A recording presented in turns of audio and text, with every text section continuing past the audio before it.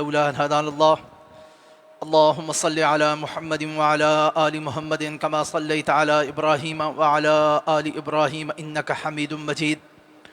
اللهم بارك على محمد وعلى آل محمد كما باركت على إبراهيم وعلى آل إبراهيم إنك حميد مجيد قال رسول الله صلى الله عليه وسلم إذا قال الرجل هلك الناس فهو أهلكهم۔ حضرت ابو ہریرہ رضی اللہ تعالی عنہ راوی ہیں کہ رسول اللہ صلی اللہ علیہ وسلم نے فرمایا، جب کوئی شخص یہ کہتا ہے کہ لوگ ہلاک ہو گئے تو یہ سمجھ لو کہ وہ شخص ان میں سے سب سے زیادہ ہلاک ہونے والا ہے۔ ابو اسحاق جو اس حدیث کے راویوں میں سے نیچے کے ایک راوی ہیں جن سے امام مسلم نے یہ حدیث نقل کی ہے، وہ کہتے ہیں کہ مجھے پوری طرح یقین نہیں ہے کہ اہلکہم یا اہلکوہم یہ زبر یا پیش کے فرق کے ساتھ یہ کہا گیا، یعنی ان کو اس میں تھوڑی سی کنفیوژن ہے، لیکن دونوں کے ساتھ معانی میں ایک وقت تبدیلی آتی ہے، مگر بامانی یہ حدیث رہتی ہے اور آپ صلی اللہ علیہ وآلہ وسلم کا یہ فرمان بامانی رہتا ہے۔ اگر ہم ایک طرح پڑھیں تو اس کا مطلب ہے جو ابھی ترجمہ کیا گیا ہے کہ ایسا شخص جو یہ کہے کہ لوگ ہلاک ہو گئے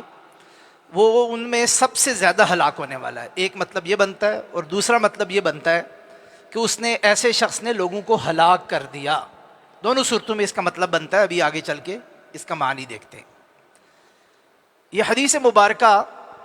جو بنیادی مسئلہ بیان کرتی ہے وہ یہ کہ معاشرے کے لوگوں کو کبھی بھی اجتماعی طور پر سزا نہیں دینی چاہیے۔ ایک اجتماعی سزا ہے کہ آپ واقعتاً کسی معاملے میں ان کو سزا دیں۔ اجتماعی سزا ویسے بھی کسی مہذب معاشرے میں کوئی مناسب چیز نہیں ہوتی۔ جن لوگوں نے جرم کیا ہے ان کے جرم کے مطابق، اور جن لوگوں نے جرم کیا ہے ان میں سے بھی جتنا جرم انہوں نے کیا ہے اس کے مطابق، اس کے تناسب سے سزا دینی چاہیے۔ یہ سوچ اور یہ فکر کہ ایک قبیلے کے لوگ، ایک معاشرے کے لوگ، ایک شہر کے لوگ، ایک ملک کے لوگ یہ سارے کے سارے غلط ہیں یا فلاں جرم کے مرتکب ہوئے ہیں، ان سب کو اجتماعی طور پہ سزا دینا جو ہے یہ انصاف کے بنیادی تقاضوں کے منافی ہے۔ اور ہماری امت تو وہ امت ہے جسے اللہ سبحانہ و تعالی نے بھی اجتماعی ان سزا سے مستثنا قرار دیا ہے۔ پہلی قوموں کے بارے میں اب جانتے ہیں، جب وہ نافرمانی، اللہ سبحانہ و تعالی کی معصیت، بغاوت پر اتر آتی تھی تو بار بار سمجھانے کے باوجود، نصیحت کرنے کے باوجود، انبیاء اور رسل بھیجنے کے باوجود جب باز نہیں آتے تھے تو پوری قوم کو سزا سنا دی جاتی تھی۔ لیکن امت محمدیہ صلی اللہ علیہ وآلہ وسلم کے خصائل میں سے یہ ایک خصلت ہے، آپ صلی اللہ علیہ وسلم کے خاتم النبیین ہونے کی وجہ سے یہ فیور ہمیں ملی ہوئی ہے کہ اس امت میں بڑے بڑے کام ہو جاتے ہیں، بڑے بڑے گناہ ہو جاتے ہیں، اللہ کی نافرمانی ہو جاتی ہے، رسول اللہ صلی اللہ علیہ وسلم کے فرامین کو فراموش کر دیا جاتا ہے، مگر اس کے باوجود روز قیامت تک اس امت نے قائم رہنا ہے۔ تو اجتماعی سزا تو اس امت کے لیے بھی نہیں ہے۔ اب اگر کوئی شخص امت میں سے اٹھ کر، جب اللہ سبحانہ و تعالیٰ یہ مہربانی فرماتے ہیں، اللہ سبحانہ و تعالیٰ نے اس امت کو اس محبت کی نظر سے رکھا ہوا ہے اور دیکھا ہوا ہے، اس امت میں سے کوئی بندہ اٹھ کے یہ کہنے لگ جائے کہ جی لوگ تو بس خراب ہی ہو گئے، لوگ تو ہلاک ہی ہو، صرف کہنا خراب نہیں ہے بلکہ لوگ تو ہلاک ہو گئے، کسی وجہ سے معاشرے میں کوئی بیماری دیکھی، کوئی برائی دیکھی، کوئی فساد دیکھا، اور جو جینون ہے ہو سکتا ہے، مگر اس کی بنیاد پر ایک بلینکٹ سب کے اوپر ایک جملہ کس دینا، سب کے اوپر ایک فیصلہ صادر کر دینا، یہ چیز پسندیدہ نہیں ہے۔ اس چیز کو پسند نہیں کیا گیا۔ کیوں پسند نہیں کیا گیا؟ ایک تو اس کی طرف اشارہ پہلے کیا گیا، کیونکہ اللہ سبحانہ و تعالیٰ نے اس امت کو قیامت تک کا وقت دیا ہے، تو امت اور امت کے کسی بڑے گروہ کے، کسی ملک، جیسے ہمارے یہاں عام طور پر جب ہم پاکستان کے حالات سے تنگ ہوتے ہیں کہتے ہیں یہ برباد ہی ہو گئے جی سارے۔ اب ایسی بات کرتے ہوئے محتاط رہنا چاہیے۔ بسا اوقات لوگ نیت سے نہیں کرتے، محاورتاً کرتے ہیں، اس کے اندر کچھ بچاؤ ہے، یہ یاد رکھنا چاہیے۔ جب کوئی غلط بات بھی نا محاورتاً کسی علاقے میں زبان پہ چڑھ جائے تو انما الاعمال بالنیات، نیت نہیں ہوتی، لیکن ایسے محاوروں سے بھی بچنا چاہیے۔ یہ محاورے بھی غلط ہیں کیونکہ یہ محاورے اللہ کے اور اللہ کے رسول کی نافرمانی پر مبنی ہے، گو کہ اس میں نیت نہیں ہوتی، تو نیت نہ ہو تو انسان کا وہ مقصود نہیں ہوتا، اور انشاءاللہ ایسا شخص اس سزا کا مستحق بھی نہیں ہوگا۔ لیکن عام طور پر ایسے الفاظ بول دیے جاتے ہیں، یہ اس لیے بھی درست نہیں ہے، جس کی طرف پہلے اشارہ کیا گیا کہ یہ امت اللہ سبحانہ و تعالیٰ نے قیامت تک رکھنی ہے۔ یہ اس وجہ سے بھی درست نہیں ہے کہ جو شخص یہ کمنٹ کر رہا ہوتا ہے نا، اس کے پاس حق کیا ہے؟ ایک منٹ کے لیے وہ سوچے یا ایک منٹ کے لیے اگر سوچا جائے کہ کسی شخص کے پاس یہ کیا حق ہے کہ وہ لوگوں کی ہلاکتوں یا لوگوں کی کامیابیوں کے بارے میں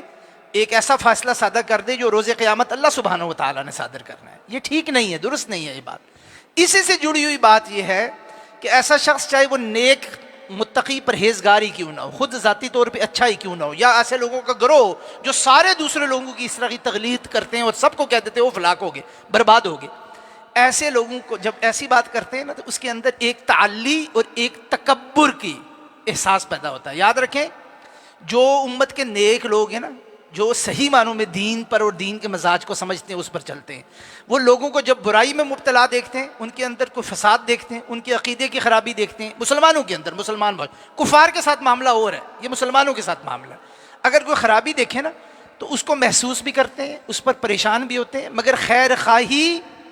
اور اخلاص کا جذبہ ان کے اندر رہتا ہے۔ وہ خیر خواہی اور اخلاص سے یہ چاہتے ہیں کہ یا اللہ تو ان کی اصلاح فرما دے، ان کو دعوت کرتے ہیں، ان کو نصیحت کرتے ہیں، اگر کسی وجہ سے بات نہیں مان رہے تو کسی دوسری اسٹریٹجی حکمت عملی کو تبدیل کر کے بات کرنے کی کوشش کرتے ہیں، فساد زیادہ پھیل جائے تو صبر کرتے ہیں، اپنے آپ کو خاموش رکھتے ہیں، حکمت اور دانائی پر مبنی خاموشی اختیار کرتے ہیں۔ اس قسم کے فتوے نہیں جڑتے کہ تم یہ سب کے سب برباد ہوگے، یہ سب سے زیادہ ہلاک ہوگے، یہ کوئی مناسب بات نہیں ہے، اس لیے کہ اس کے اندر ایک تکبر کا عنصر، ایک تکبر اور ایک تعلی کا عنصر شامل ہے، اور تکبر جیسے کہ معلوم ہے دیگر احادیث میں کہ رائی کے برابر بھی تکبر جو ہے وہ انسان کو جہنم میں لے جانے کا باعث بنتا ہے، یہ بڑی خطرناک چیز ہے۔ عام طور پر جو نیک متقی پرہیزگار نمازیں پڑھنے والے دین کے کام سے وابستہ لوگ ہیں نا، انہیں اس حوالے سے اپنے نفس کی خاص طور پر نگرانی بھی کرنی چاہیے، اصلاح بھی کرنی چاہیے۔ نیک لوگوں کو شیطان جو ہے بڑے بڑے گناہ نہیں کروا سکتا، ان کی نیکی کے اندر تھوڑا سا فساد برپا کر کے اس کو خراب کرنے کی کوشش کرتا ہے،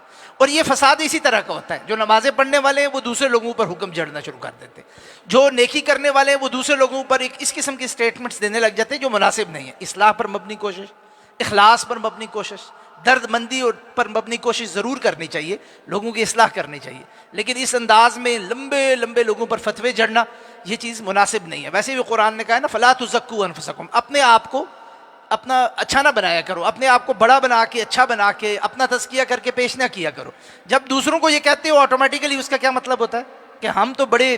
ٹھیک ہیں مگر یہ لوگ جو ہے نا یہ برباد ہو گئے، یہ خراب ہو گئے۔ تو یہ طریقہ معاشرے کی اصلاح کا نہیں ہے۔ رسول اللہ صلی اللہ علیہ وآلہ وسلم نے نہ یہ خود اختیار کیا، نہ اس کی تعلیم دی، نہ ہی صحابہ کو یہ طریقہ سکھلایا۔ اللہ سبحانہ و تعالی ہمیں اپنی اصلاح کرنے کی توفیق عطا فرمائے۔ سبحانک اللہم و بحمدک، اشہد ان لا الہ الا انت، استغفرک و اتوب الیک۔